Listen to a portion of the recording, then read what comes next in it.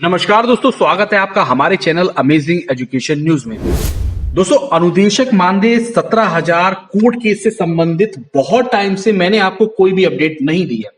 Update ना देने के पीछे मेरी सिर्फ एक यही वजह थी, क्योंकि मुझे ये लगने लगा था कि अनुदेशक मानदेय 17,000 पर कोर्ट केस में जो है वो कहीं ना कहीं अनुदेशकों को बहुत हद तक भ्रमित करके बहुत सारे पैसों की लूट फरोख्त चल रही है। इसीलिए मैंने अपने चैनल पर अनुदेशक मानदेय 17,000 कोर्ट केस से संबंधित कोई भी अपडेट डालनी बंद कर दी थी। लेकिन आज की ये वीडियो खास आपके लिए है, क्योंकि आज मुझे एक बहुत ही अच्छी और बहुत ही जबरदस्त और बहुत ही दिलदार पोस्ट देखने को मिली, जो कि राकेश पटेल जी के द्वारा की गई। और इस पोस्ट में उन्होंने अनुदेशक मानदेय 17,000 के बारे में बहुत अच्छे से सब कुछ बड़े विस्तार से लिखा है, जो समस्त अनुदेशक परिवार को, सभी अनुदेशक साथियों को बिल्कुल देखना चाहिए, सुनना चाहिए, पढ़ना चाहिए। इसीलिए मैं आपसे यही रिक्वेस्ट करूंगा कि इस वीडियो को एटलीस्ट आप एंड तक जरूर देखें और उस पूरी पोस्ट को देखकर सुनकर समझे जरूर। तो हम बिना देर करे सीधे उनकी पोस्ट पर चलते हैं। देखिए, आपकी स्क्रीन पे ही है। प्रिय अनुदेशक साथियों, नमस्कार। पोस्ट लंबा है पर जरूरी है। साथियों, अनुदेशक मानदेय रुपए 17,000 के मुद्दे पर जहां हम लोगों की लखनऊ सिंगल बेंच में दाखिल 2 याचिका पर 2019 में पारित आदेश में मार्च 2017 से टिल डेट तक 9% ब्याज के साथ भुगतान देने का आदेश पारित हुआ था, वहीं इलाहाबाद उच्च न्यायालय में दाखिल 2 याचिका पर भी एज इट इज निर्णय आया, जिसको सरकार द्वारा भुगतान न किए जाने पर कंटेम्प्ट पिटीशन दाखिल करने पर मुख्य सचिव उत्तर प्रदेश और महानिदेशक को कोर्ट ने तलब किया। आनन फानन में सरकार स्टे लेने हेतु सुप्रीम कोर्ट पहुंची, परंतु अपनी कुशल योजना के तहत सुप्रीम कोर्ट में पक्ष रखा गया, जहां सरकार स्थायी स्टे ना पा सकी, बल्कि 3 माह के अंदर राज्य सरकार द्वारा दाखिल लखनऊ और इलाहाबाद उच्च न्यायालय के डबल बेंच में अपील को निस्तारण करने का आदेश पारित किया गया। कोरोना की वजह से निस्तारण में विलंब हुआ। 2021-22 में डबल बेंच का आदेश पारित हुआ, जो कि एक गुट की बचकाना हरकत और कोर्ट में उछल कूद के कारण कोर्ट हमारे मुद्दे को पूर्ण रूप से समझ न सकी। ये वही लोग हैं जो सरकार के खिलाफ आए दिन काला झंडा दिखाने, गोरखपुर में बिना किसी मुद्दे के धरना देने और अर्धशतक से ज्यादा बार सीएम और पीएम से मिलने का दावा करते रहे हैं, और कोर्ट में लड़ने वाली टीम का निरंतर सोशल मीडिया और लोगों से विरोध करते रहे हैं। आखिर कोर्ट केस में एक आईए डालकर घुसकर बेवजह अनुदेशक मुद्दे में लड़ रहे वकीलों को तक को डिस्टर्ब किया। नतीजा यह निकला कि सिंगल बेंच के आदेश को कोर्ट ने संशोधित कर दिया और 1 वर्ष के लिए आदेश पारित हुआ।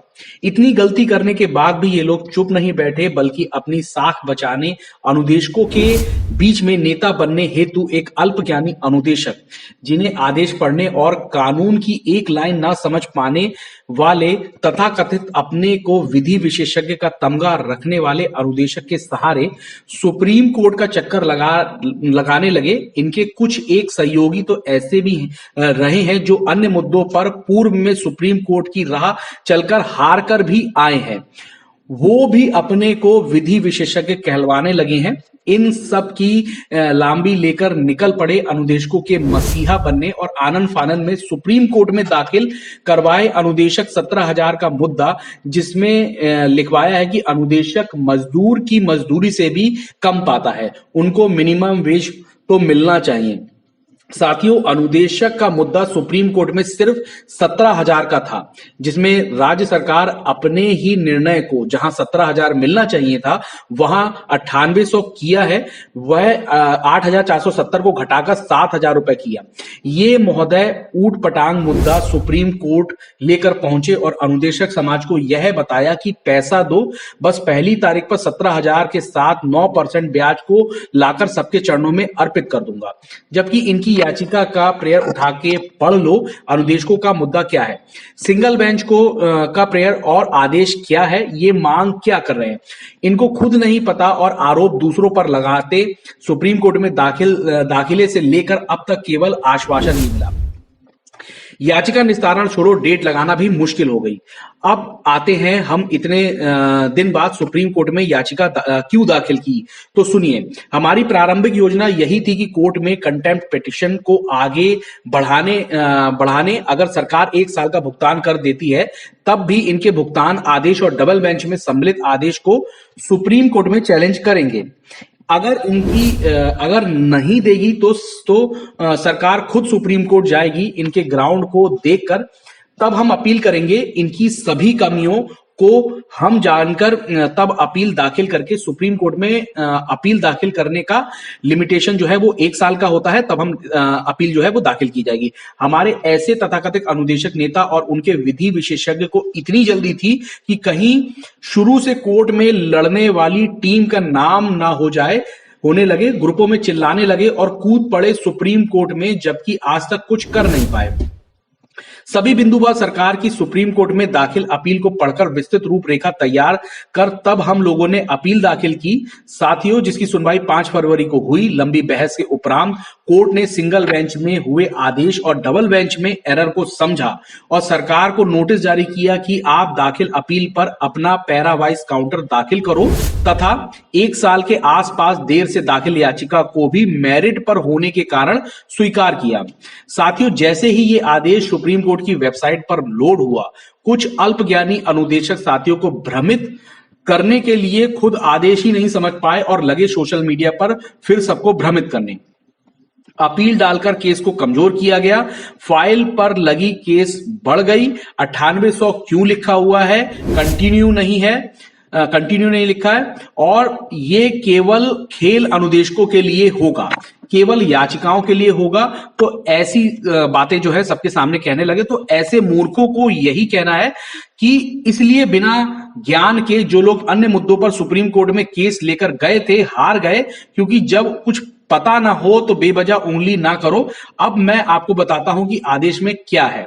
अनुदेशकों की तरफ से पक्ष रख रहे सीनियर अधिवक्ता ने सिंगल बेंच के संपूर्ण आदेश को संवैधानिक दायरे में बहस किया और कोर्ट को बताया कि सरकार ने 17,000 खुद तय किया और प्रोजेक्ट अप्रूवल बोर्ड से अप्रूव्ड हुआ, उसके खिलाफ आदेश बदलकर 9800 किया और वह भी केवल 1 वर्ष 2017-18 के लिए, जो सरकार के अधिकार में नहीं है। इसलिए इस याचिका को लेकर हम आए हैं। सिंगल बेंच ने जो आदेश दिया उसकी गलत व्याख्या डबल बेंच में हुई। ये हमारी याचिका दाखिल करने का ग्रीवियंस है, जिसको कोर्ट ने स्वीकार किया। सुप्रीम कोर्ट किसी भी अपील में आउटस्टैंडिंग बहस नहीं सुनती है, बस वो ये देखती है कि सिंगल जज के आदेश को डबल बेंच जज ने क्या गलती की, ना कि ये देखती है कि आप मजदूरी पा रहे हो या नहीं पा रहे हो। दूसरी बात, कोर्ट जो पिटीशन दाखिल करता है उसका पदनाम और विषय लिखता है, इसलिए आदेश में फिजिकल एजुकेशन इंस्ट्रक्टर लिखाया। साथियों, 17,000 का अप्रूवल इंस्ट्रक्टर के लिए हुआ है, ना केवल फिजिकल एजुकेशन इंस्ट्रक्टर के लिए।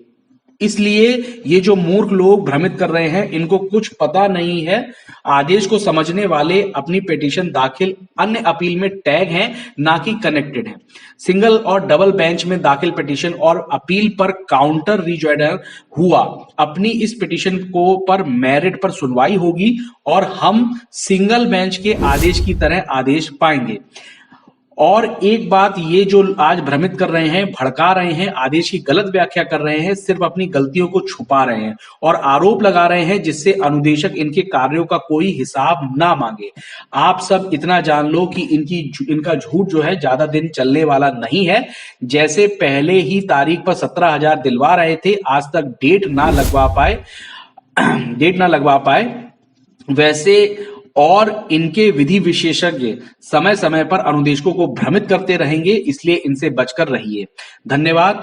आपका राकेश पटेल। तो ये पूरी पोस्ट थी जिसके बारे में मैं आपसे बात कर रहा था। पोस्ट काफी लंबी है क्योंकि उन्होंने विस्तार से सारी चीजों को समझाया है और अनुदेशकों के साथ जो सब कुछ हो रहा है उस चीज को भी बताया है और एंड में अनुदेशकों से ये भी अपील करी है कि आपको जिस तरीके से लगातार भ्रमित किया जा रहा है, आप उन सभी चीजों से बच के रहे। देखिए, यहाँ पर सबसे मेन बात है कि जो एक आदेश आपका आया, मतलब जो अपलोड हुआ वेबसाइट पर, उसमें जो चीजें थी उसको बिना समझे अलग गलत तरीके से पेश किया गया। यहाँ पर उन्होंने सब चीजों को डिटेल से बताया है कि किस तरीके से वहां पर आदेश में लिखा था फिजिकल एजुकेशन इंस्ट्रक्टर, तो पिटीशन दाखिल करते हैं, उसका पदनाम और विषय लिखा जाता है, इसलिए वहां पर ये चीज लिखवाई गई। यहां पर इसका मतलब ये नहीं है कि जो लोग इस केस को लड़ रहे हैं केवल उनको मिलेगा या फिर फिजिकल एजुकेशन वालों को मिलेगा, ऐसा कुछ भी नहीं है अगर अनुदेशक 17,000 मानदेय वाला कोर्ट केस जीतते हैं।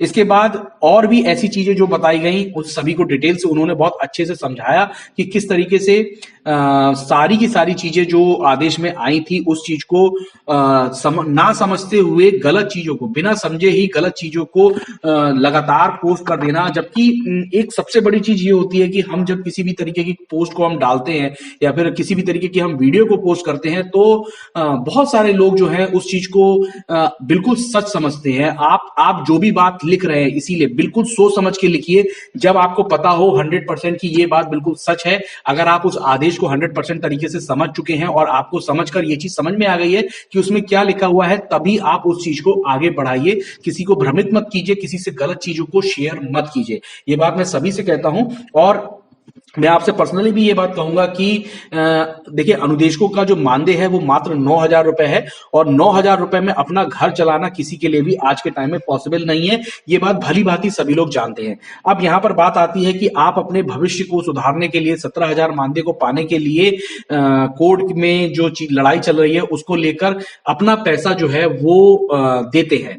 तो ऐसे में आप जब कभी भी अपना पैसा किसी को भी ट्रांसफर करें तो एक चीज ये ध्यान रखिए कि आप अपना जो मेहनत का पैसा जो आपको इतना कम मिल रहा है, आपके परिवार को उसकी बहुत ज्यादा जरूरत है, अगर आप कहीं पे दे रहे हैं अपनी भलाई के लिए दे रहे हैं तो पहले वहां से सारी चीजों का पता कर लें। सिर्फ आंख बंद करके ये नहीं कि आपके प्रदेश के या फिर आपके जिले के किसी भी कार्यकर्ता ने कह दिया कि नहीं हमें कोर्ट केस के लिए पैसा चाहिए और आपने आंख बंद करके वहां पे पैसा देखिए। अपनी जिम्मेदारी से इस चीज को पूछिए कि कोर्ट केस में क्या चल रहा है, हमें कब क्या मिलने वाला है, आगे किस तरीके से कितनी फीस दी गई है, कितना पैसा इकट्ठा हुआ है, इसकी पूरी डिटेल को मांगने का आपका पूरा अधिकार है। क्योंकि आप भले ही 100 रुपए दे रहे हो या 1,000 रुपए दे रहे हो या फिर 10,000 रुपए दे रहे हो, लेकिन आपका पूरा हक बनता है कि आप इस चीज की पूरी डिटेल को उनसे पूछे कि आज तक हमने जितना पैसा दिया है उसका हिसाब किताब कहां है। क्या हम आंख बंद करके सब कुछ देते रहेंगे? और लगातार मैं इतने लंबे समय से इस कोर्ट केस की लड़ाई को देख रहा हूं और अनुदेशकों को के द्वारा जो सहयोग राशि आती है उस चीज को भी देख रहा हूं, तो मुझे यही चीज का बोध होता है कि अनुदेशक जो मानदेय इतना कम होने के बाद बहुत मुश्किल से अपने परिवार को चलाते हैं और एक अच्छे अपने भविष्य के लिए इस तरीके से अपने पैसे को दे रहे हैं, तो उनके साथ किसी भी तरीके की कोई भी गलत चीज नहीं होनी चाहिए, उनका पैसा गलत जगह नहीं जाना चाहिए। इसीलिए मैं भी आपसे यही अपील बार बार करता आया हूं कि कहीं भी अपना पैसा देने से पहले उस चीज की डिटेल को पूछे और उस चीज को पूरा समझें कि इस चीज में आगे क्या होने वाला है और इसका आपको क्या नतीजा मिलने वाला है। फिलहाल ये पूरी पोस्ट थी 17,000 मानदेय पर जो मैं आपको बताना चाहता था और मैंने इसीलिए आपसे कहा कि इस वीडियो को एंड तक आप जरूर देखें ताकि आप बहुत सारी चीजों को समझ सकें कि आखिर पूरी सब चीजें चल क्या रही हैं। तो ये पूरी अपडेट है जो मैंने आपको बताई है और अनुदेशकों से संबंधित जो भी न्यूज निकलेगी, और मैं ये भी कहूंगा कि इस पूरी वीडियो में मैंने जो भी आपको बताया है ये मैंने पूरी पोस्ट ली थी इसलिए मैंने आपसे शेयर की है। मैं किसी को भी व्यक्तिगत रूप से आघात नहीं करना चाहता हूं, ना ही किसी के बारे में कुछ गलत बात करना चाहता हूं, लेकिन हाँ सभी को ये चीज जरूर कहना चाहूंगा कि अगर आप हमारे अनुदेशक भाई बहनों के साथ कुछ गलत कर रहे हैं तो कृपया करके ध्यान रखिए, इसका हिसाब किताब भी आपको कभी ना कभी चुकाना पड़ेगा। इससे संबंधित और जो भी अपडेट निकलेगी वो लगातार मैं अपने चैनल पे आपको दिखाता रहूंगा, इसलिए आप चैनल को सब्सक्राइब करके बेल आइकन वाला बटन जरूर दबा लें और इस वीडियो को भी लाइक शेयर कर दें। धन्यवाद।